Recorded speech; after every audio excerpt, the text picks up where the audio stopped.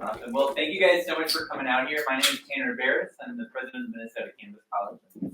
I'm Stephen Eigenman with Canna Connect.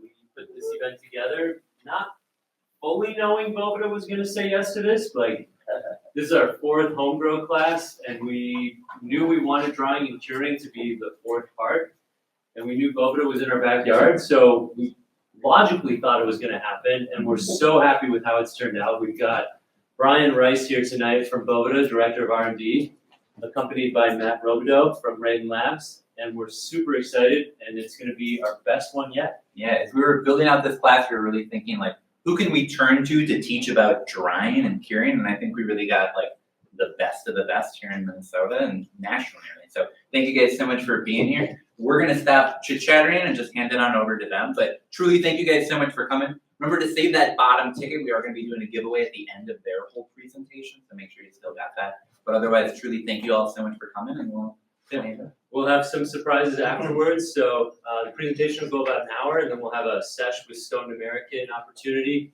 afterwards. So more to come. Thanks for being here. Thank you. Alrighty, hello everybody, and welcome to our first dry and cure class with Boveda. So today we're going to cover essentially from beginning to end of the drying and curing process. We're going to start with drying in general, and then drying versus curing, the science of curing, when to begin curing, how to properly cure, and how Boveda's tools can help you. But first, introductions. So hello everybody, thanks for coming out tonight. I always try to start off with a joke, maybe lighten it up a little bit, and this is from my 6-year-old at home. What is the name of the cheese that's not yours? Nacho cheese. Nacho cheese. I love nachos too, by the way. Well, Brian Rice, Director of R&D at Boveda. We do a lot of things at Boveda, but what we really do is new product development, specifically for our two-way humidity packs that serve, and we sell them into the cannabis market, premium cigars, and also music. So anything that swells, it contracts. I got 20 years of growing in cannabis, indoor and outdoor. Yes, I've been doing it for a long time. Medium scale, all the way down to small. I got a large family, as you can see, 5 kids, 2 dogs, 1 cat, 20 chickens. I used to work at General Mills, Pepsi, Boston, Cy. So yes, you can grow weed and work at these companies without them knowing. I am from Minnesota. Actually just born and raised in Northeast Minneapolis, so right over the river. So I got a lot of roots here, and I'm happy to talk to you guys. And I want to try to keep this interactive as much as we possibly can. As much as those guys inflated us as experts, I learn. I've been doing this for 20 years, and I still learn. Every grow is different. So so please interact as much as possible. And then go over to Matt. So Matt Robideau, I'm the founder of Raiden Labs, which right now I'm doing a lot of things. We're doing cultivation. We cultivated 850 plants this summer, totally organic. I go to the U of M full time for plant science. I'm studying agroecology, but everything really I've been learning has been through the lens of cannabis. So that's kind of allowed me to understand a lot more than I should be able to based on my kind of route right now in school. I'm a 3rd year, so junior, and I've been growing cannabis for 4 years. So I've kind of been growing alongside what I've been learning at the U. And now I'm just getting into cannabis research at the U, which is really exciting. I'm born and raised in Forest Lake, and I'm a Marine Corps veteran, so kind of a Semper Fi, kind of a pretty big dynamic change for my life, coming from a society, a warrior society that's really founded on alcohol, to now utilizing cannabis. And I'm married to my beautiful wife, Jackie, and we have 1 daughter and a corgi. So we're going to get into harvesting first, and there's a couple ways that you can harvest. The interesting thing about this class, as Ryan and I were putting this together, is that there's really no exact way to do it. So when you're cultivating and you're growing cannabis, there are certain parameters that are that's just the way it is. It's just, you know, you can't go, you can't do certain things. You can do, essentially, you don't want to deviate, really is the point. With this, with drying, there's a lot of ways, and it's very situational.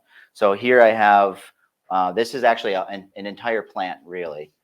It's a smaller plant. And this is the first example here, whole plant drying. And you can see it's definitely effective, but it's pretty slow. When you have buds on this entire plant here, they get really condensed together, and that can lead to essentially pockets where there's no airflow, and that's a really great environment for mold. In this case, botrytis is the most common mold strain to take hold here. So from there, we kind of go down to breaking the plant apart. So V branching, you can see that the plant has opposite branching here. So essentially at each node, the branches are opposite of each other. And so you can cut this internode and hang it just like this. So you put it on a hanger, and you're essentially reducing the amount of biomass that is in a tight space. That's really the goal here, is to reduce that tight space. You can also go even further down to individual branches. So if I cut this branch off right here, you can see that would be a much smaller, easier to dry piece compared to something like this, which this is from something I cut down last week, and this is one branch. So you can see the difference here. This is from my outdoor, this is indoor. This plant, you can see being one branch, this gets into where it gets confusing, is that an individual branch here is a lot smaller than an individual branch here. So realistically, it depends on what you guys are growing, how big your plants are, and that's where understanding essentially what you need to do to prevent the biggest enemy here, which is mold, from taking hold. That's kind of what we're trying to build today. So Matt, also with your V branching, Mhm. it's your available space, right? Correct. So if you're not a commercial grower and you don't have a big room that's humidity controlled and you're doing it in your closet or in a grow tent, maybe you don't have that much room. So you want to try to get it to a spot that's not bunched up to help Right. dry quickly to prevent that mold. But also, you know, it's all about space, airflow as well. Right. And one of the most common that I see that isn't really advised is essentially bucking, so removing the buds themselves. So you can see there are some flowers still on this plant, and a common way that some beginners will dry is to remove each bud and then place it on some sort of a grate and then dry each bud individually. But the problem with that is that you can get very rapid reduction in your humidity levels, which can over dry the outside while the interior remains saturated with water. And the issue with that is that you lose a lot of those terpenes, and it essentially delays your drying process. So if you did it too quickly, you'd put it into a jar, and then you can have some issues with that water is, you know, slowly leaving the buds in this sealed environment, causing some issues. So the best method that I recommend is the V branching method, just because it gives the furthest distance away from the buds touching each other, and you reduce that stem, essentially the area of the stem. V branching is great for hanging on coat hangers too, I'd imagine. Exactly. Right? Yes. V branching it's beautiful for hanging on coat hangers, and if you do it as methodically as I do, I essentially take the longest branches and the shortest branches, and I alternate. So I'll do the longest, so they'll hang down here, and then I'll do a short one. So you're once again creating that space so that you do not run into issues of the buds. You do not want the buds to be on top of each other. That's really the biggest thing that I cannot iterate enough here. So with your environment, it's pretty straightforward. And once you understand some of these numbers, it's really never going to change. It's just always a range, and each plant you do is going to be different. So 7 to 14 days, that's just the general window of what you want to try to aim for. depending on your environment. If you're drying at essentially the lower your RH, the quicker that you're going to dry your plant. And you're looking at about ambient temp, 60 to 70. That's pretty much everybody's basement, I would imagine. That's what mine is, pretty much in that range. And then this is what the most important factor is, your RH. So if you drop below 58 or you go above 62, you're approaching two different problematic regions. 55 is really the range where if you go below 55%, you start to significantly lose a lot of the quality of the smoke. You're going to start seeing harsher smoke. It's just going to burn hotter. If you think about adding, anything with water molecules in it, paper towel, for example, if you try to light a paper towel on fire, that's moist or wet, it's not going to start on fire versus one that's dry. That's kind of the same with cannabis, but obviously it's still going to light on fire. It's just that one is going to burn a lot cooler than the other. And then your darkness here is really just to prevent light degradation of cannabinoids specifically. Airflow, so you do not want direct, you want indirect airflow. So essentially your bud's over here, you want a fan blowing this way so that it slowly pulls air around. That's just going to prevent that botrytis from setting in, that gray mold. And a tent works the best to dry in, but I don't use a tent, to be honest with you. My tent's really I just keep growing in there. So I can't sacrifice the space. I don't want to. And I found a method that just works really good for me. My environment is good enough, right? And that's kind of once again, that point of this class is that it's really what's good enough for you. There is no like super fine line of this is right, this is wrong. It's really ultimately what works for you. And we're trying to allow you to, maintain that whole plant medicine, which really is the terpenes. And then how do I know when my cannabis is dry enough? So when do I end? When do I stop? I think most people have heard of cracking rather than bending. So taking the stem and trying to bend it and get the crack there. So that this plant's actually pretty old, but it will not, it kind of reaches, once it reaches that point, it's really not going to change unless you dry it out to dust. Just so you guys know, this has been sitting downstairs in my house for about 5 to 6 months. And it still is exactly the same because it's in that environment. So the environment hasn't changed. It's remained in that environment.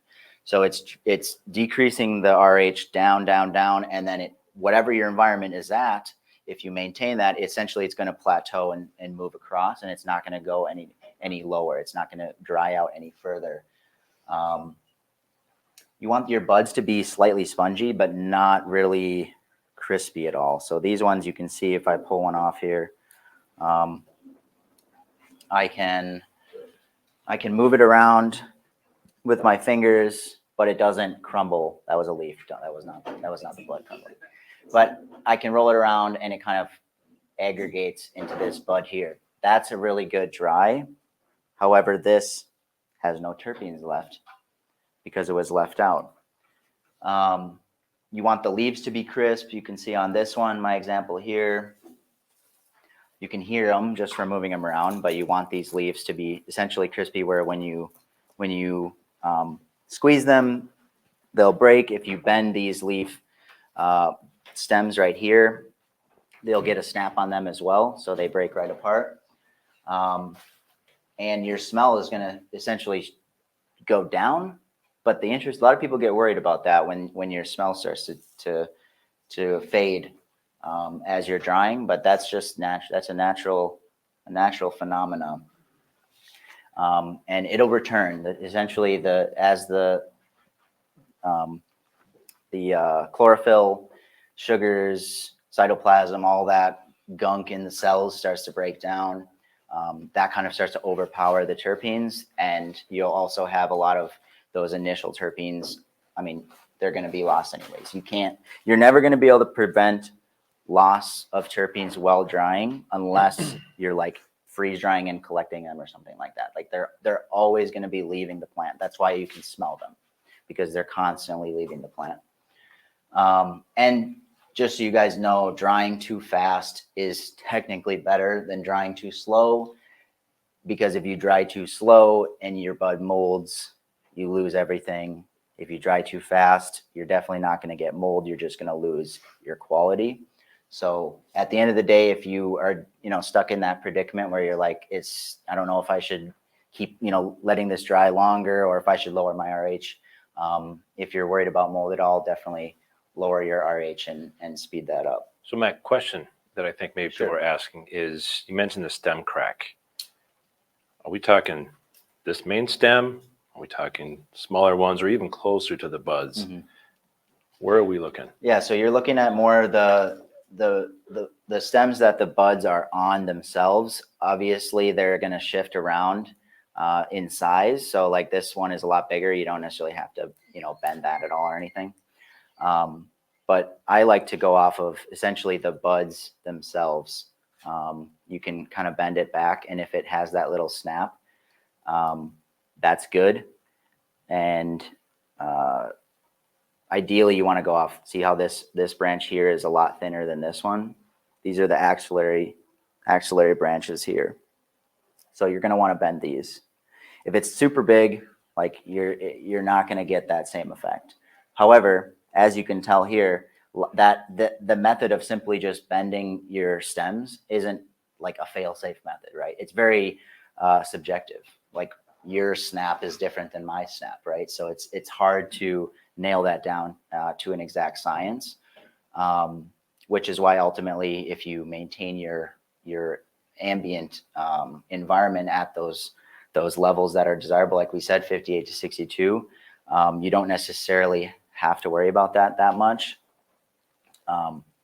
But every single time, every plant that you dry will be slightly different. Like you're going to have a slightly different experience with everything. And then here we have some different trials essentially. So top one here, 41 degrees Fahrenheit at 55 RH. That's the blue. That extends all the way down. So taking the longest, this one was pushed all the way to 19 days to get down to 10%. And essentially it's decreasing here. So we have the optimal range in green. If you go too fast, like we said, you're going to get uneven drying, but your terpene loss is your biggest essentially negative factor here. If you go too slow, you're increasing your risk for mold, but you can see that this window is a lot larger here.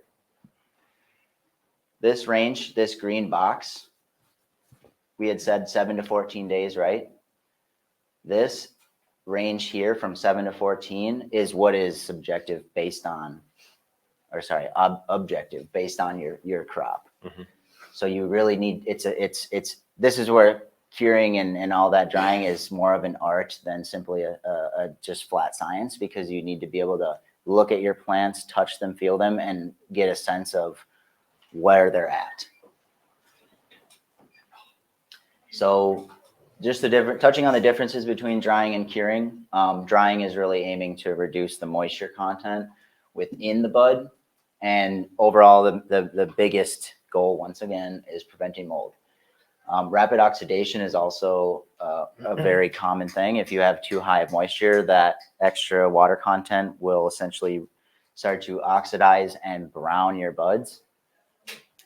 And then you're also facilitating chlorophyll breakdown. And curing is more so focusing on preserving the remaining desirable moisture, because remember, we don't want to dry it out to bone dry, but we want to maintain a good level. And you're allowing during that curing phase to or for the breakdown of those biological residuals.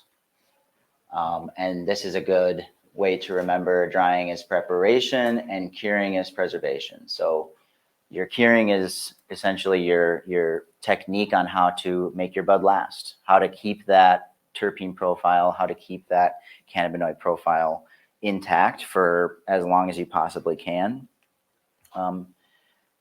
And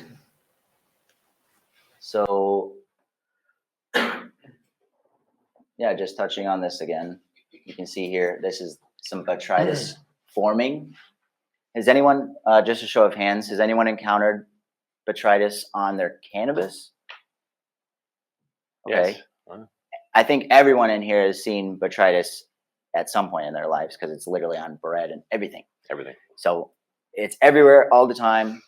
And our goal is to just keep that RH below 65%. And once again, if you cross that 65% RH threshold, it's almost guaranteed because the inoculation time is honestly hours. There was one time that I had brought in my outdoor grow. I had like 9 plants and I brought them in and it misted just as I was bringing them in to my garage. And overnight, my dehumidifier kicked off for whatever reason. Yeah, they went from being perfectly amazing buds to disgustingly moldy overnight, like literally overnight. It was just that. And I ended up throwing out over 5 pounds of bud, which was very depressing for me. So learn from my mistakes here. Yeah, learn from my mistakes on that one, please.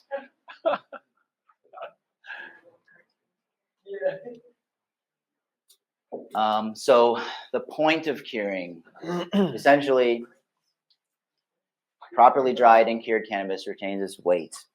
That's maybe less important for home growers, but more important for the industry side. Weight is a big factor. That's really how cannabis gets its value. Its value, at least the flower, is valued in weight. And so if you're losing that excess moisture, and it's essentially it's a factor that is very important on a large scale growing.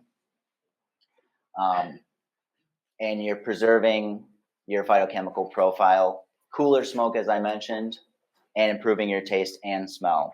And of course, the entourage effect, that's probably the most important thing. I have bud here that, once again, was sitting out for 5 months. It doesn't look like it. Like, if you look at it, it looks decent. But I promise you, if you smoke it like on a clean head, you will notice that it is very flat. It is a very boring experience relative to something that has a full profile. So this is probably the most important takeaway from this slide here. Curing is more than a step in cultivation. It is an art form. So remember, you're never going to develop a method that's just always going to work every single time. So here we have a graph going over essentially burping versus not burping, or I'm sure, who's familiar with burping? Okay, Wow, so good. yeah. So burping is really just opening your container. It could be a jar, it could be a bag. And essentially you're opening it to allow excess gases to escape. That includes water.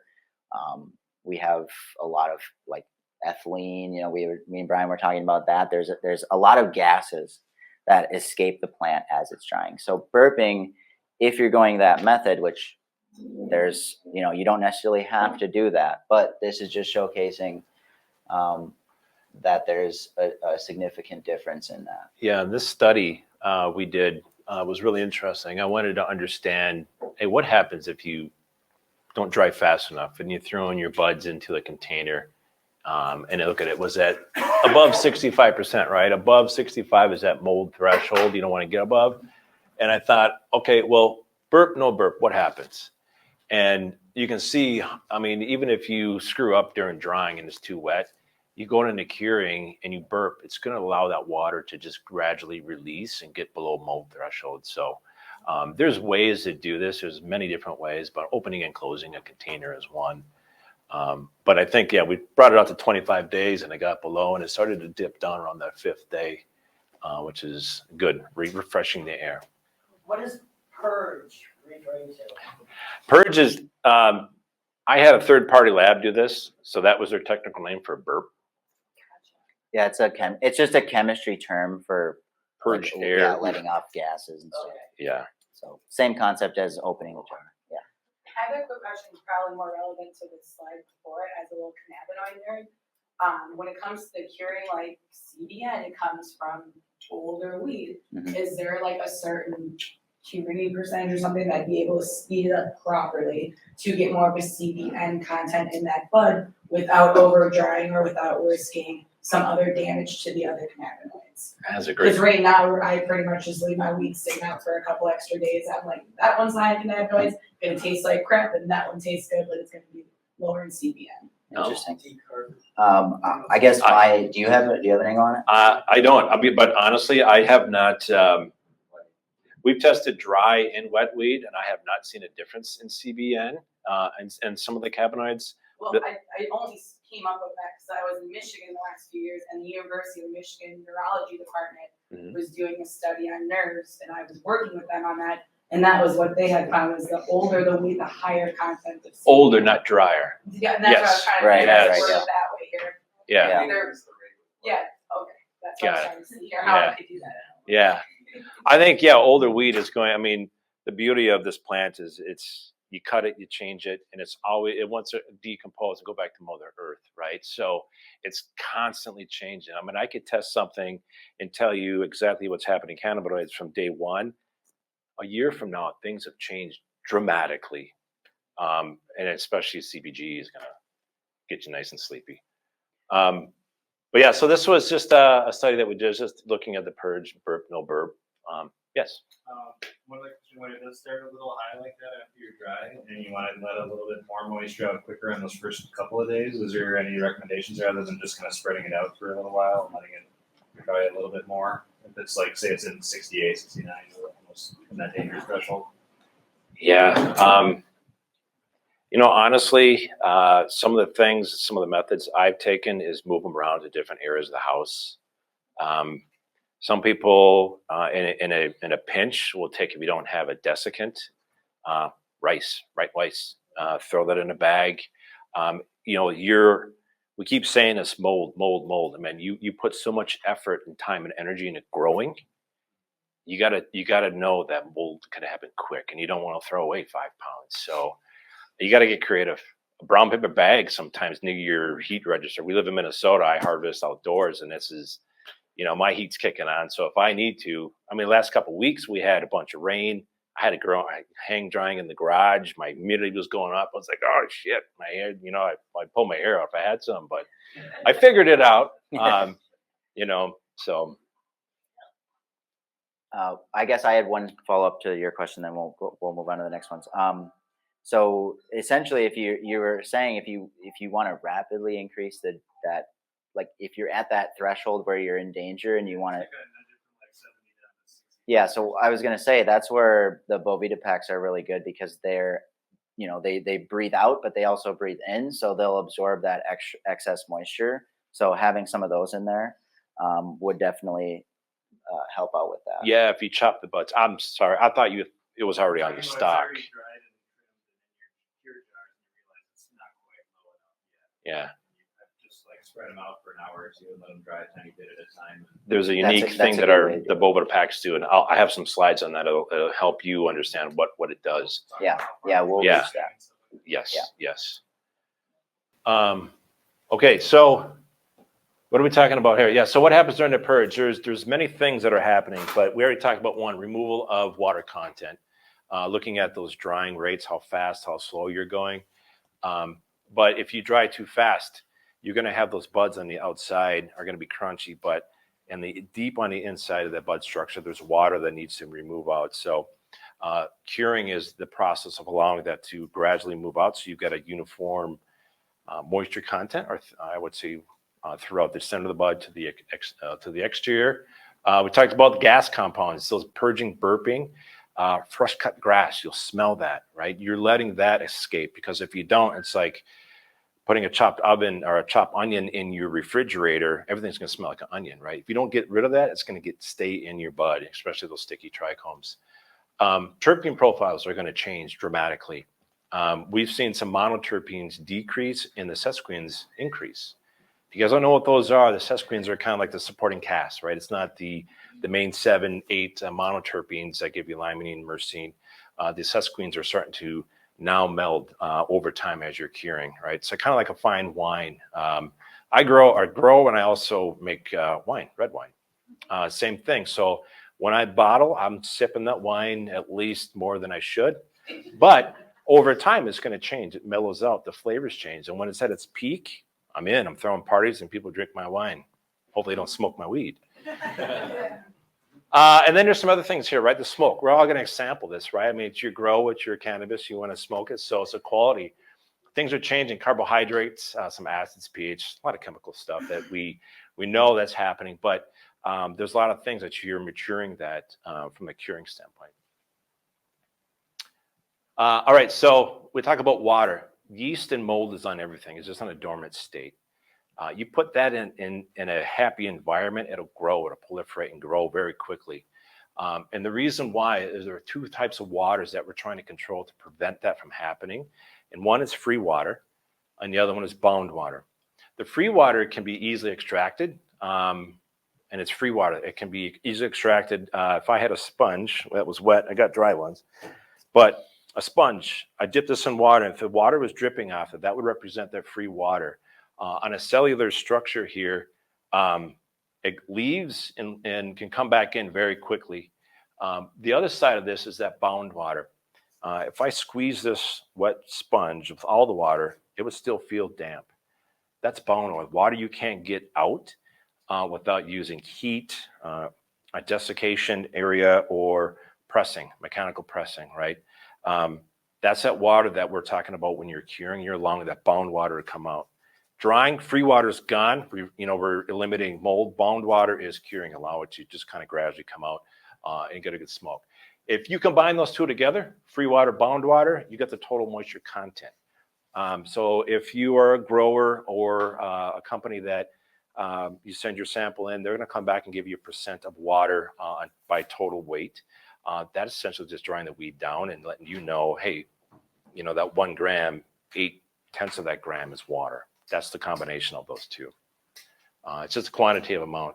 So I have something to touch on that. So really we're talking about cohesion and adhesion. I'm sure most of us have heard that before. And water is really good at adhering to things. So if you, just like with the sponge example, if you dump out a can or a drink, there's going to be water clinging to the walls still within that container. That's the same concept that we're dealing with here, where that bound water is adhering to the structures within the biomass, rather than the free water is able to just flow out, and that adhered water takes longer to remove. And that's really where the drying comes in, and the curing is to Kind of like drying the dish. exactly. You want to balance everything out, and it takes time. exactly. Like kiln dried, that would be removal of all water, right? Kiln dried wood. Yes. Is the free water what you're trying to preserve by freezing it right away when you're going to use squishes later or something like that? Or? No, actually, that's just to essentially lock in all those molecules within the trichome, so that heat. If you know anything about chemistry, heat is directly correlated with essentially molecular movement. So increase in heat, you get more movement. Decrease in heat, you get less movement. And so the goal is to reduce the movement of those volatile compounds, which in this case are mostly terpenes that are going to be flying off. And so, that's more on the terpene preservation side. So we touched on this, but knowing how much free water is critical when you're drying and curing. Maybe you might be asking yourself, like, okay, how do I know? How do I know how much free water is? Quite honestly, you know what? Keeping it below 65 is amazing. You have to do this. But reality, guys, if you've got a glass jar and a really cheap hygrometer, I think this thing might be $3, $4. You take your weed and you put it in a glass jar, put a hygrometer in there, whatever this is reading. So if this is at 54% in this room, if I put it in that jar, it'll tell you that free water, right, of your bud. You got to let it sit for maybe about, a day, but it'll tell you whether or not it's safe and ready to go and below 65. Just make sure it's calibrated. And we sell calibration kits too. So, yeah. Just had a question on that. Have you guys ever thought about utilizing moisture meters before you jar your buds? So where you can put the moisture meter in, you get in the water percentage content that's in the bud. Mm-hmm. I heard below 13% safe to jar and start curing. Yeah. I don't know if you guys ever heard about that, like the water percentage in the buds. Yes, that actually what I was talking about here. So this total moisture content, that's the percent moisture content total. Free water is a combination of that. And the free water is, when you look at, say, you could be at 13% moisture content or 12% moisture content, and somebody says, yeah, you're free. I'm sorry, that's free from mold and growth. Reality is you should be looking at free water. Free water is like, how can I explain it? I would say measuring moisture content is looking at the nearest centimeter. Free water is looking at the nearest millimeter. You're starting to understand the energy that the plant has that it can give off to grow mold. So if there's any recommendation, it's a good guidance, moisture I know it's content. like around 10 days dry. I'll check it with the meter, and that's when I'm getting like 10%, 30% moisture. Mhm. And then when I dry that, I know it is perfect here. Yeah, that's a good way to do it, Yeah. honestly. I mean, Yeah. another way to do it just Instead of to, a snap test is what. yeah, Yeah. and to break it, essentially what we do in the plant science world is like, to evaluate that is essentially put it in an oven and you rapidly, evaporate away any of that bound water by essentially heating it up so it leaves that material. And so you can take a mass measurement before and then a measurement after, and you can essentially, the mass difference is the water that escaped. So that's another way to do it. But essentially, yeah, I think that's a great way. And once again, that highlights the idea that there's so many ways to do this. So yeah, moisture meter, that's a good I just hack. knew like that's where I would struggle with the most. Like when I put it in the jar, I noticed it would bump up past 65. Yeah. I was like, how do I get it in that sweet range? Right. And that's when I noticed the moisture would Yeah. help me dial it in a little Yeah. closer. But Good. Is it a prong? yeah, the Two-prong? two-prong one, and you just stick it in the bud. Yeah. Hold it in. Might squeeze a little bit just so it gets accurate reading. But Mhm. yeah, around day 10, 11, it's like 10%, 13%. That's good. It's directional, right? It knows It's that. been consistent. Yeah, if you measure from day zero or time zero versus that day, and you're seeing a decline, you're going down the right path for sure. Yeah. I keep saying this, make sure it stays below 65, but honestly, never exceed 62. If you have a hygrometer, like the one I just showed you, it is inexpensive, but it's got a tolerance like plus or minus 3. So they're inaccurate. Even the most great hygrometers out there are pretty crappy. So if you have one, never get it above 62. You just don't ever want to touch 65. Yes, and the curing process is allowing that bound water to move, from the inside to the outside surface of the bud, right? You're maturing it, letting it gradually come out. And for uniform saturation, some people like to say this is like sweating your buds. I've done this before working at Boveda, and I started to have all this money and I can start testing weed. It was pretty cool. But I was doing this. I was doing it in a paper bag, was hanging it in my basement, and just doing anything I could because I did get in that situation of mold and I had no idea what's going on. So I just never wanted that to happen again. So I erred on the high side and got it probably too dry in some of these instances. So next is how do I know when it's done? Right? Curing my weed. Quite honestly, it could be 2 weeks, 2 months, or even longer. I've seen some go to 6 months, to be honest with you, because not all buds are created equal. Right? You might have the same strain, great genetics. You got a mother plant, you're taking clones, and everything's going to be the same. But hey, let's remember your growing conditions change, especially if you're outdoors. If you're indoors, you can control a little bit about the lights, nutrients, densities. Those are all going to have, will impact your curing as well in the days. Honestly, the other thing too is like how well you trim. You're going to wet trim or dry trim, right? Remember, we're removing water as much as we possibly can gradually from the bud structure. So if you got a lot of sugar leaves on those buds and you trim the outside, half of those leaves are still maintaining and holding on to that water. So it might take longer. But I can tell you a longer cure will result from an improved flavor, the aroma, and then the potency as well. The flavor is amazing. You can kind of tell if you have, for example, what Matt has here. If you smoke that, yes, you'll get high, but it tastes like crap. might burn your throat. I'm sure you're not going to pass this around with your friends. You might do it smoke it somewhere else. But yeah. Okay, so quite honestly, you'll know when it's complete when your nose tells you. We go back to that burping and that purging, opening up that container daily. I know it's a ritual. You spend that much time growing. Guys, spend that much time after post-harvest.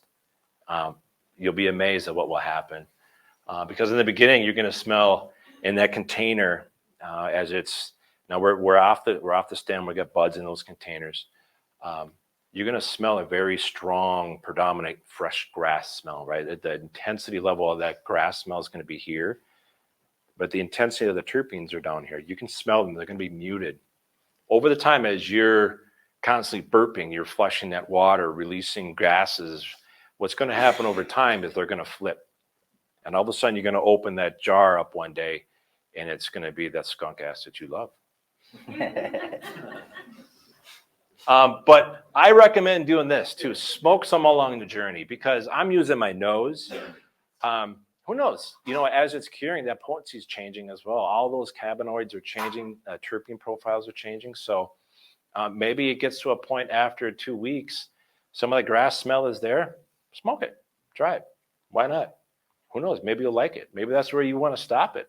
But that's okay, because guess what? You're going to keep it in that container. Curing doesn't stop, because storage is a part of curing as well in your container. It's constantly changing. So keeping it at the right levels below mold threshold is paramount to continue to enjoy it after many, many months. I've got weed that's over 2 years old that I smoke, and it does get me sleepy. Right, so storage in the right container is imperative, but the buds will continue to off-gas. Terpene profiles change and mature over time. Okay, so 3 things that are really important that I want you guys to take away from here on curing is we have to use the right storage container and put that right storage container in the right environment. I recommend airtight containers, watertight that can be opened and closed, right? This is the burping, purging. Canning jars, readily available, ball jars, dime a dozen. You can get these anywhere. I use them all over the place. 5-gallon buckets if you're growing more than you need. Sea vaults. I've got a sea vault here. You guys can take a look at it later, but we predominantly use these. They're stainless steel. You can wash them. And it's also got a good lid that you can snap on. They're great for curing as well. Also, you want to try to keep that away from direct light and high temperatures. UV lights are going to change it. Trust me. Keeping it dark. Think about your weed is wine. Wine cellars are kind of cool and dark. We don't want it too damp, but you want to keep away from high temps as well. Second, we want to exchange that air. We're going to burp this, right? Open and closing the container daily until that smell changes, that grass smell escapes. Also, what I like to do is I'll take the jars themselves, not just open them. I'll just kind of rotate them. I mean, I'm not playing catch with them, but you want to rotate them, because over time, if you just let it sit, when that water starts to expand or release, your buds will compress, right? You want to get some air around, to get some space for it to allow it to kind of continue to respirate. And then the third, to your point, is you use a Boveda or a humidity control pack. And the beauty of that is we'll gradually remove that bound water, prevent the mold growth, and help you maintain that range. So if you're ever in doubt and you dry and you got a stem crack and you put a moisture meter in, it's like, man, this is still kind of high. But guess what? I got nowhere to put it. I'm literally breaking my brain. I can't find a place to put it that's going to give me or continue to dry out. One of these packs will pull that water in and keep it below that mold threshold. Okay, so I mentioned who Boveda is. If you guys don't know who we are, we're founded in '97, just privately held here in Hopkins, Minnesota. We built and defined the two-way humidity control category. These are our flagship packs right here. The 62 is a percent that is perfect for cannabis. We sell them into premium cigars, music, and cannabis. So anything that swells, contracts with humidity, we can control that. Very easy. These packs as a craft paper, all food grade, can touch food, can touch. We sell these to the pharmaceutical market, medical. Yes, you can come direct contact with your weed, no issues. And quite honestly, we use salt and water in here. Very simple, food grade salts. We use food grade salts, blend it with water, reverse osmosis water, to create our formulas. 13 different salts, and we have 10 different commercial formulas ranging from 32% all the way up to 84%. So if you don't smoke weed and smoke cigars, find me. We'll talk. We got products for you. If you play a music instrument, violins or guitars, help swelling and contracting. Keep your guitar in tune as well. Okay, so the reason I want to touch on this goes back to what you guys were talking about, what that two-way humidity control that these Boveda packs help and do. What it does, it removes water vapor and adds water vapor into a container. And it does it very quickly, and it brings the environment in that container to equilibrium. So if you don't know equilibrium, I'll talk about this, but think about like this. It's like if I have a 62% pack, and I put this in a container, it's going to act like your thermostat at home. If you put your thermostat at 70 degrees, either your heat is going to kick on to heat it up, or your AC is going to kick on and cool it down, right? There's two ways going, right? What it's not a desiccant, right? So desiccant's always going to try to get dry environment, pull water in, and it's not a humidifier or a humectant wants to try to create really high RH, humidity within that container. For example, like a wet paper towel, orange peel tortilla. I use these things for my weed. Bad. Orange peels do pretty good though. But they will mold. They will get your weed above that 65%, and you will be sorely mistaken. Okay, so equilibrium. I got two containers here, and this is really interesting. So if I got one container that's at 35% relative humidity, and I drop a Boveda pack in, the 62% is going to bring that air to 62%. Okay. On the upper right-hand corner, I've got now in that container, the weed is at 45. The air in that container with that weed is at 45. If I drop a 62 in there, it'll bring the weed, the air, everything to 62. It's going to release water into that container. It's going to get absorbed by the bud, and then the air, everything's going to be at 62. That's equilibrium. On the flip side, it removes water. Again, if we have 65% down here, which we don't want to be, we're at what you guys are talking about, higher. I had a Boveda pack in, it's going to pull that water out and bring everything down to 62. And it happens very fast. I've seen some weed and I've, all around the US, individuals come to me and they thank me, they come shake my hand and say, man, your packs do wonders for my cannabis. You saved my weed. I'm like, really? How? Like, because it was bone dry. And guess what? I threw a Boveda pack in, and now it's squishy. The smell came back, and you're like, how does that happen? It's just humidity control. So that's kind of how it explains that two-way control and how well it can work for your cannabis. All right, so there are three things that we think about and why humidity control for your cannabis during the curing and that storage is important, is we think about what can evaporate. The first thing that's the most important is your nose, right? Terpenes. Terpenes are what tell you, the smell of the cannabis. First thing you're going to do is see it, but then smell it, then squish it. Terpenes, majority of those reside in those trichomes, right? So we want to maintain good trichome health. The second, Matt touched on this, right? Moisture and weight. Cannabis is still sold by the weight, and so is water. Water is weight. If you're ever going to sell your weed, remember, if it's too dry, you've just lost weight, you've lost revenue, right? And then also cannabis quality, right? This is your mold. You want to prevent it from being over dry. And also the good thing, main thing here is maintain that safe cannabis, fresh, keep it fresh. All right. Yeah. When you talk about safety, are you thinking as against mold, or are there other safety concerns? Primarily mold. We didn't, this is a very high level 101, but we might have another one where it digs down deeper. When I talk about mold threshold, On a scale, you could plot a lot of different microbials, all the way up to salmonella. Salmonella can't grow if it's dry, but if you put it in the right environment. So we're just talking about that minimum visible mold, botrytis. Some powdery mildews can grow as well. So Yeah, there is the possibility for mycotoxins as well, which can occur in traditional farming, like in grains. If you store your grains to high RH, you're at the risk of getting those mycotoxins. And if you try to sell that, you'll have to basically throw away everything because it can be very dangerous for health. So I'm not too sure on the, on like use cases for that and when you should be worried. But it's still a possibility if you were to essentially consume pretty gross looking bud. So that's just another reason not to do it. I do recall having, reading an article, not too many people have passed away, but there was one individual that I think went through chemo, had a compromised health, and smoked and ingested some moldy cannabis, went into the lungs, and then it progressed from there. So, that's one thing that is, you think about like, okay, you could still smoke it, but yeah.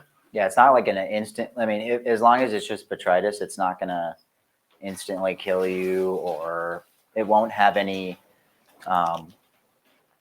like intense effects as long as it doesn't, set hold in your lungs. But it's still a possibility, and most people aren't willing to take that risk. So, Right. Yeah. I like these pictures you put on here. These are cool. Yeah. So I'm kind of a trichome guy by trade. I really focused on that throughout my studies. I've written several papers on trichomes and morphology, anatomy, morphogenesis, essentially how trichomes come to be and how they produce their cannabinoids, terpenes, all the phytochemical compounds. And so this is kind of my area of expertise here. And essentially here, this is just an overview of trichome anatomy and how fragile they can be. So you're looking at something that is, these are individual cells. Let me explain that to you again. These are individual cells. This is how tiny these trichomes actually are. And the cool thing about different types of trichomes, you have sessile in here in red, and blue is stalked. So capitate sessile, capitate stalked. Those are the two most desirable trichome variants. There's also a third most common that is bulbous. And those are very, very small, even smaller than here.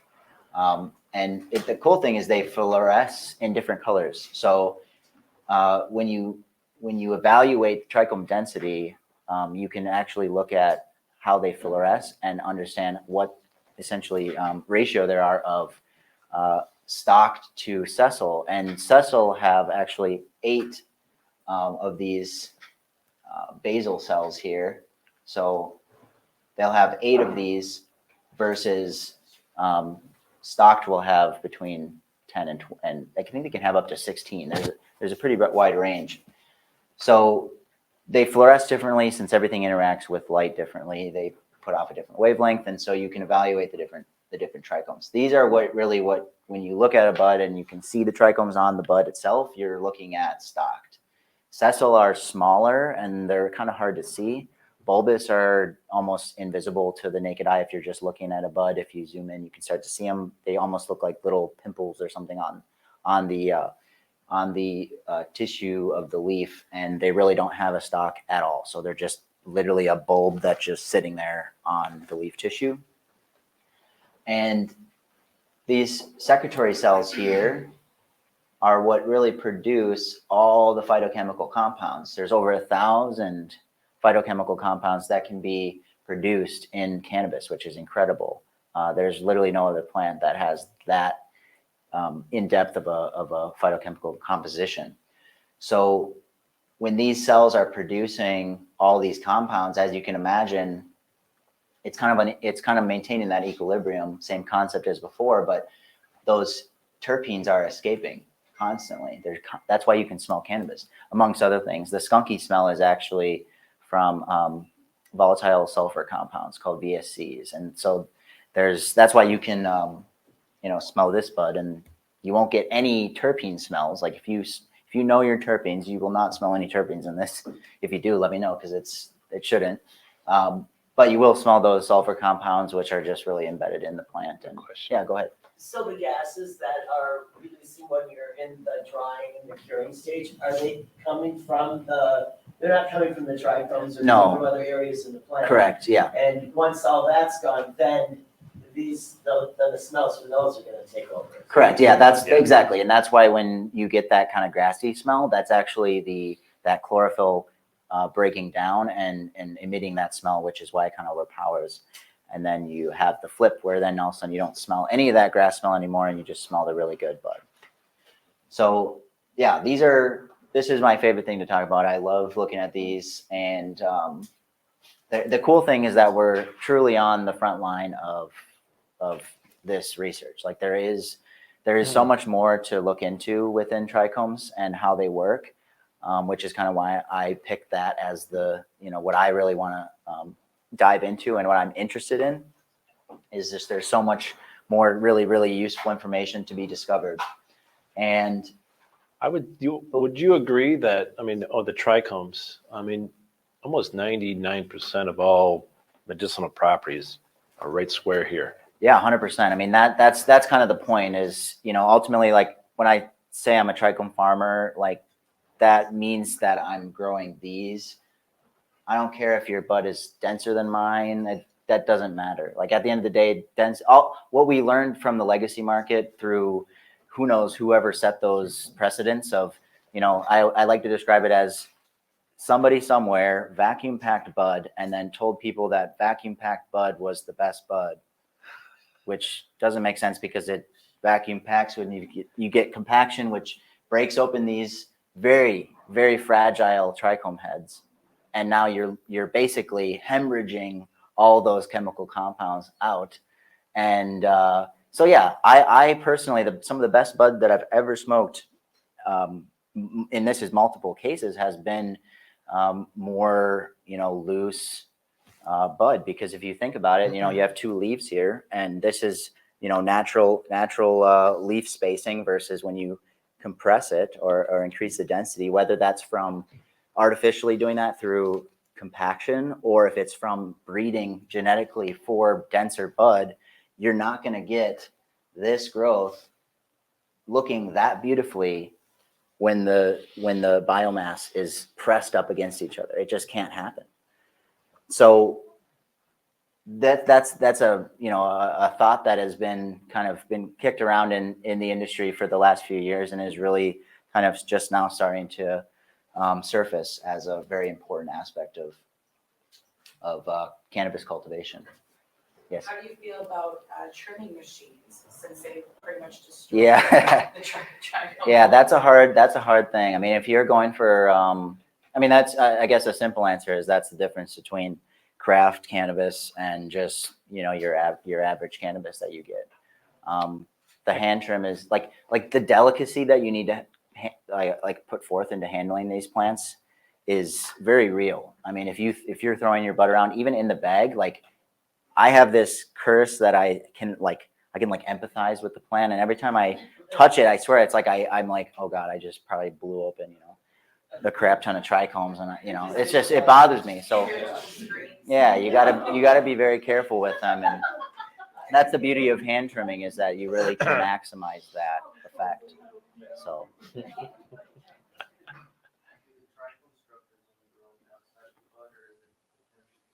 it technically is within, but it's just not going to be as prominent. So if you pop open one of those really dense like rock buds, like you can see them in there, but they just do not have enough space. As you can see here, look at this, is all space.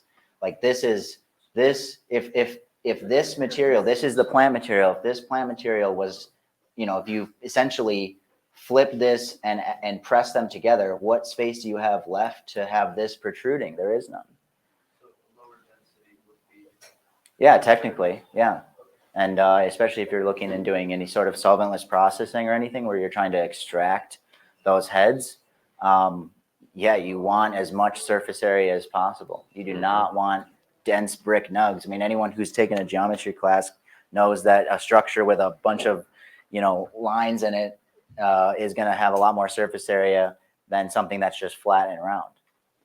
That's why a golf ball that has dimples adds a lot of surface area. So the point of these, what we're going to showcase here, is essentially the transition of the trichomes and how they age. So this is right at harvest. If you go home and you cut your plant down, and if you could zoom in on it, it's going to look like this. You can see how they're glistening.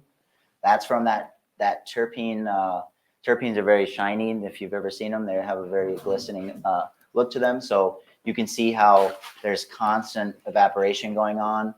All of the stalks are swollen. Here you can see this right here is a bulbous trichome. This right here is a stalked trichome. This right here is a sessile. So you can see the three different ones. This one has a very tiny stalk there. This one has nothing. This one has a long stalk. And these naturally are going to have the largest volume of phytocannabinoids. So most breeding efforts are going towards capitate stalked rather than sessile or bulbous. But after just 12 days, you can see how much these have changed. I mean, you're starting to see these really, like, it's almost crinkling, right? Like it's as it dries, it shrinks and starts to tighten up. And that's true for not only the stalk, which makes them more fragile, which means if you have dry bud, that's why if you ever held it up to a light and you flick it, it snows trichomes, like they just fly off. And this is an extreme example, right? This isn't showing you when the humidity is controlled. These are dry buds in a desiccated chamber, just showing you how it and what it looks like over time. Right. And then after a month, they're looking pretty sad. You can see just how much those heads have shrunk. That's probably the biggest thing to note here, is the heads are all shrinking. And also you can note there's some brown going on. That's oxidation. So that's degrading your cannabinoids. So you're essentially breaking everything down without that proper environment and proper storage.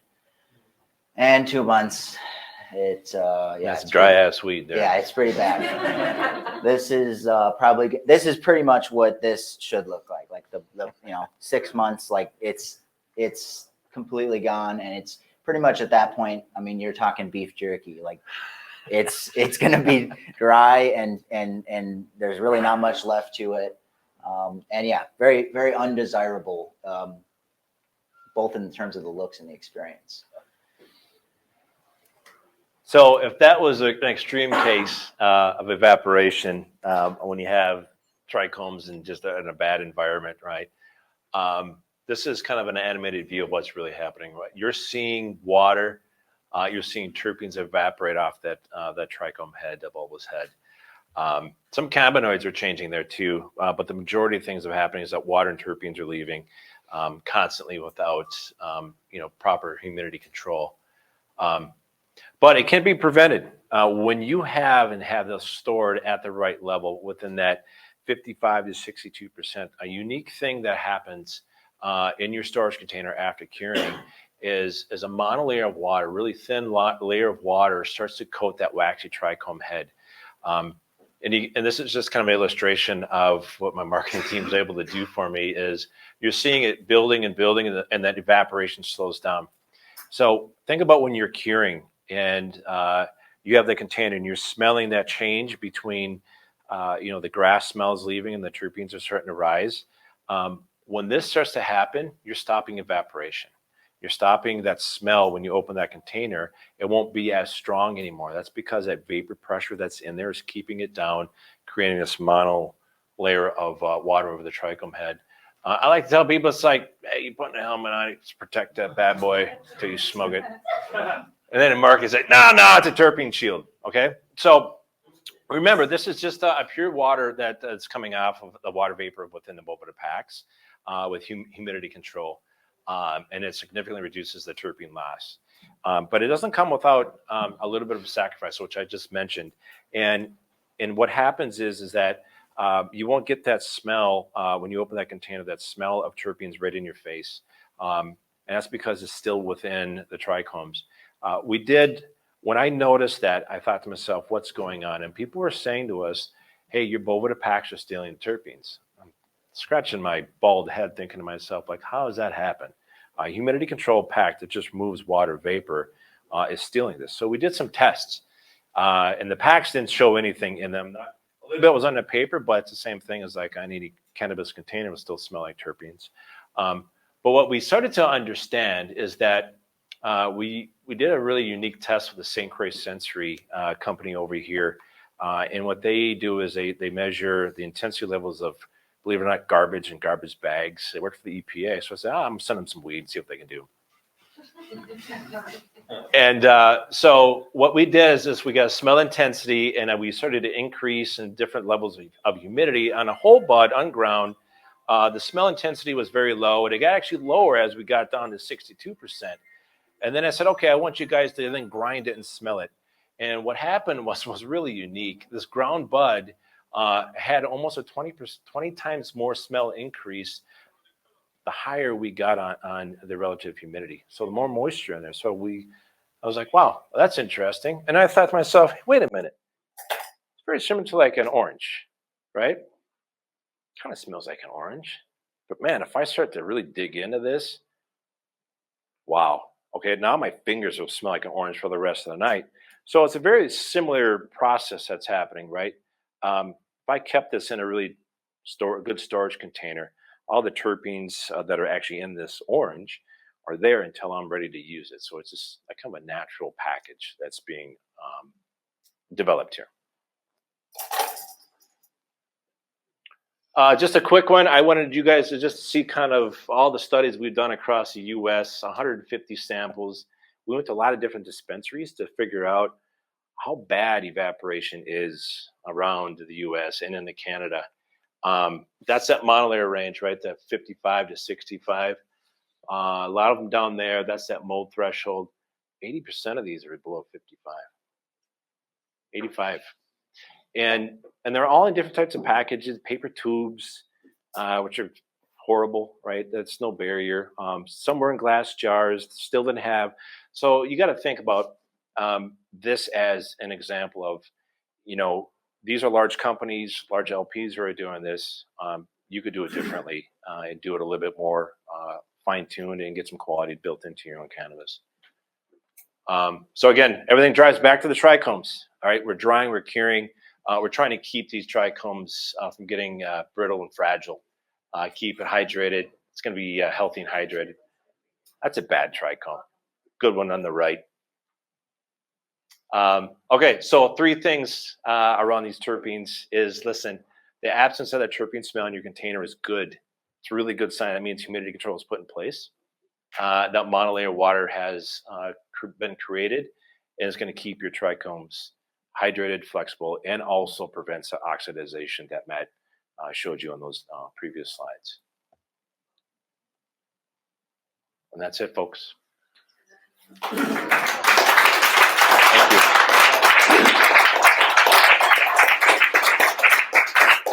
Questions? Yes. Okay, I have a totally different question. When I'm trying to figure out where to dry and how to do that, I need to keep it within a certain humidity range, but how do I know that humidity range?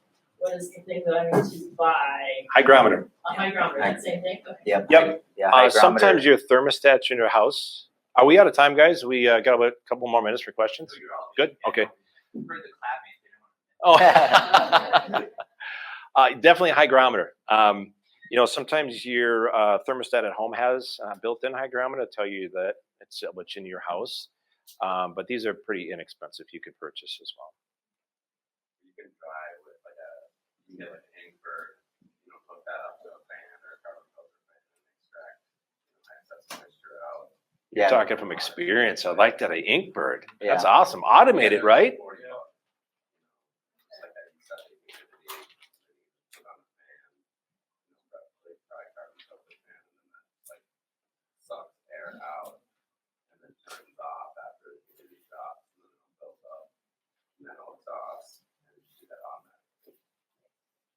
Another thing I do is I just have, because like I said, I just grow in, or dry in an open room. You can just use a dehumidifier and set it to that 65 threshold. And so it'll just keep, essentially if you're at 64, 63, like if you could theoretically hold it there between 62 and 63, like you're fine. It's just maintaining your airflow and your humidity. So hygrometer is a good way to do that. If you have a tent, like the tent is probably the most like surefire way to do it. Buy like a little 1x1 tent and just get a vertical rack and kind of hang them up in there, and then set up something like what he was saying. That's probably the most precise way to do it. But I just got a question, and also to ask you guys' opinion on this. So I actually saw how they did their freeze, or somebody I know, they did like some freeze drying or whatever. And they're like, oh, it's gonna save the terps and all this, and I'm like, I'm sure. Some of it came okay, some of it tastes like hay. You know what I mean? So I'm just, So only reason why I bring it up is I want to ask personally, you guys try that freezing method or whatever? And then the last thing is just preference. Like, what's your preference on your method on drying? I mean, I know you guys all got said about like just cutting them or twigs and stuff. yeah, did they? So you're talking freeze drying the flower itself? Yeah, because they talk about like it holds the terps and stuff like that. Yeah, so I was actually reading about that earlier today. I think that the hay smell would have come from essentially not drying properly prior to that. So if you freeze it, remember when you freeze anything, you're stopping all, or not necessarily stopping, but slowing biological processes dramatically to the point where they don't really change. So you might have skipped past that chlorophyll degradation phase, and so what you ended up smoking was still had a bunch of chlorophyll. It might have retained the terpenes as well, but you're kind of skipping that initial phase. So I have never really done the freeze drying method for flower itself. Still got cured. Right. Yeah. How's that been? Yeah. What is that? Want to speak about that a little bit? Yeah, we offer both traditional flower and cured flower. What have you noticed between the two? Well, I mean, it took a while to figure out the freeze curing, but to answer your question, it's actually similar to drying in the sense that like you can over dry it. Right. And if you over dry it, the problem with that is that a lot of that moisture that was originally in the bud, you can keep that original moisture that carries a lot of those water soluble terpenes. So that carries a lot of your smell in addition to the trichome. So once you lose those, they never come back to rehydrate them because they weren't the original, high terpene waters in there. So there's you have to period there. Drying, you have to control the rate of right. The freeze drying process, so that doesn't go too quickly like you would with hang drying, where it dries the outside too much and then the inside's too moist. So you have to be able to control that rate the right way. But if you over dry it, basically, you'll never get a lot of those back. But with that being said, after I've done a lot of different stuff, I mean, you can get it close, but they're not going to be as full or complex, in my opinion. But the advantage of that freeze cured is that it's a lot smoother, and so people that are really sensitive to smoke, it's like the lightest smoke that you'll ever have. Thank you for that. That's interesting. Right. It's good for medical people. Yeah. Sure. So to answer your question, I don't freeze dry. I hang dry fans. I try to monitor my room. Try to look for those stem cracks. I don't know. I geek out about it. I love it so much. My house has smelled like weed for the past 2 months, and my kids are like, "What's going on?" I've had people come over and like, "Man, you guys smell that skunk? Hope it doesn't come around here." Yeah, me too. But yeah. I saw an ad the other day for a cannabis control system, like it's got a working there. Yes. It's on desperate work out this there. Yeah. Do you have an opinion on that? Is it worth the money maybe? They're expensive. Yeah. I know that. But it primarily does the same thing that drying. It's You're controlling temperature, you're controlling the humidity, so it's a gradual cure and dry. I personally, I have not tested them. I've spoke with those guys. They've asked me for advice in what ranges they should keep those in. So I think they do a good job if you can afford them. Do you really put a lot of stock into looking for amber trichomes at all and letting them oxidize a little bit before you harvest, or do you not really? You just try to get where they're all cloudy, or some have waited and waited, and it's like. I actually have a perfect answer for that. Yeah, So go ahead. from the research standpoint, there is a paper out there. I'm trying to think. I guess I'll shoot. I don't remember exactly the author, but basically it showed that trichome maturation is completely genetic. So the whole like clear, cloudy, milky, amber thing is true for the stages, but in terms of time, that is completely genetically controlled. So it's genetically dependent. So your cultivar that you said it seemed like it just skips one. 2 weeks past what the reader was saying was like And it- high end, it still has some amber at all. Yeah, so like some will stay in that earlier range of clear and milky. Some will skip over cloudy and go straight to amber. Some will completely not even touch amber. It's incredible. So there's It's fast. there's documented evidence of that, and there's graphs that show it beautifully on how different they can be. So yeah, that's another benefit of growing the same genetics. Like if you find one that you really like, literally take the time to learn that. If you really want to push for like the most premium bud you can, that's kind of the best way to do it, is to really learn how those genetics grow from the environment to how they mature, so that you can better pull them when is best for you. Have they proven that the oxidation actually has a different sound effect then? Is there So the proof that oxidation it's is, clear if it's yeah, the not- oxidation is kind of a little, I guess, different, because the browning can come from simply different like cannabinoids. So it's not necessarily simply just oxidizing in general. And that's where oxidation after you chop it increases, because you have essentially less biological processes going on, which, or I guess none if it's dead, which then leads to that further oxidation. I grow outdoors, and this year I did Girl Scout cookies, and buds got big, and I'm not kidding you, they went from clear to cloudy in less than 48 hours. I think it had to do something with temperature, but literally I came out and I was like, whoa, what happened here? And then growing outdoors in Minnesota, you're always like, frost, when's that gonna come? So sometimes I have to harvest just because of that. So You ever looked at doing that 72 hours of darkness and the effects of the trichome before you harvest? Yeah, I guess I You ever don't studied that? I don't have any scientific like backing for that. I've tried it. I guess I haven't really noticed much I thought it got regarding it. shiny. If you think about it, I think the goal of cultivating cannabis a lot of times is to strategically stress the plant.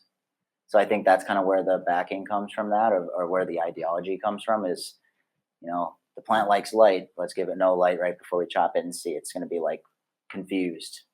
So that kind of is, I honestly, Future study. yeah, there you go. I haven't read anything on I'll that. sample that, Yeah, by the way. there you go. Thanks. I second. But that's just how, once again, that's how bleeding edge this is. So like, all of you here are really at the forefront of that. And over time, like, there's going to be more information coming out around this. This is by no means something like corn, where we just, it's like corn is just so well studied that it's very hard to find anything that is like new, right? Like, if anything, the new aspects come within breeding for resistance and stuff, rather than actually understanding, how to create, I guess, better corn kernels. Like, that's all been heavily researched. So yeah, there's a lot. It's not that I don't know because I haven't read it. It's that it's not there. Like, it's there's a lot of information that just has not been published outside of someone simply posting it on like a forum or something and talking about it. But what ultimately we need to, the information that we need to receive is needs to be peer reviewed to truly confidently put it out there and be like, this is how it is versus this is how I think it is. So yeah, future study for sure. Any other questions? Yes. I see those competing products where you put it in a bag and forget it for 3 months or something. I can't remember. Grove, I think is the brand. Oh yeah. Do you want to comment on whether that's a good approach or why? Grove bags, you're saying, like Terplock? They are a great bag to contain your weeds, but it does not. It's not able to maintain the humidity within that bag. You were paying attention. Yes, they can do both. They can do both. I actually use them a lot, and I've used them with Boveda's products in conjunction with each other. So if you have it's kind of counterintuitive because if you have a lower, say your ambient RH is 55% and your bag is 58 to 62, like, and you have a Boveda bag in there, it's just going to continue to bleed out. Essentially, like your Boveda bag is going to just continuously dry. So you'll be able to get those effects, but it's not for very long. And if you just use the Grove bag by itself, it's really a product of its environment. Right. So if you have it in like I don't know, if you had like some sort of like a chest that was like for storage, that would be great and it would probably work amazingly. But if you're just leaving it like me under your computer, yeah. Is that your stash? You hide it? Yeah, it's right. It's convenient. But yeah, if you leave it there, I mean, in the everything's changing throughout the seasons. Like we're now entering the bone dry period where if you don't have a good spot to store your bud, it's gonna turn into freaking ash. It's just gonna dust up. So that'll happen with the Grove bags. But yeah, they do. I mean, work. It's just you need a humidity pack in them for them to work well. Yes. Sure. What ratio, like between the Boveda bag to the plant material to the container that it's like the size? Yeah, that's a good one. Like the size of the Boveda packs. Yeah. So the unique thing is that we have really small ones that can store up to 1/8, and then we've got ones that are probably about this big and go up to 5 pounds.